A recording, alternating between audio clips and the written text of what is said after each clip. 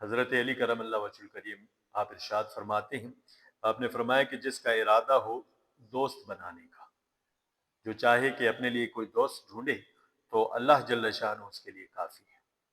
کیونکہ رب العالمین جل شانہ خود بھی قرآن کریم میں ارشاد فرماتے کہ واللہ ولی المومنین، اللہ تعالیٰ مومنوں کا ولی ہے اور دوست ہے۔ تو علی رضی اللہ تعالیٰ عنہ نے فرمایا جس کو دوستی کرنی ہے تو اس کے لیے اللہ ہی کافی ہے، اور فرمایا جس کو کسی چیز سے محبت کرنی ہو، کسی کو محبوب بنانا ہو تو اس کے لیے قرآن کریم کافی ہے کہ وہ قرآن سے انس کرے، قرآن کریم کو اپنا محبوب بنائے اور قرآن کی تلاوت کرے۔ اور اسی طرح فرمایا کہ جس کو وعظ اور نصیحت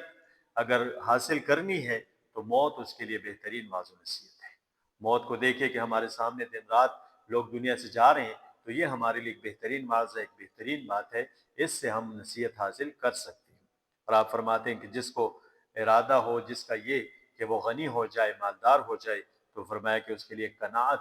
یہ سب سے بڑی کافی چیز ہے کہ جو کچھ اللہ نے اس کو عطا کیا بس اسی پہ راضی رہے۔ اور اسی طرح فرمایا کہ جو شخص ان چاروں چیزوں میں سے کسی چیز پہ بھی راضی نہیں ہے تو اس کے لیے فرمایا کہ پھر اس کے لیے آگ ہی کافی ہے کہ وہ جہنم کی آگ میں چلا جائے۔ اتنی قیمتی باتیں حضرت علی رضی اللہ تعالیٰ عنہ نے ارشاد فرمائی ہیں۔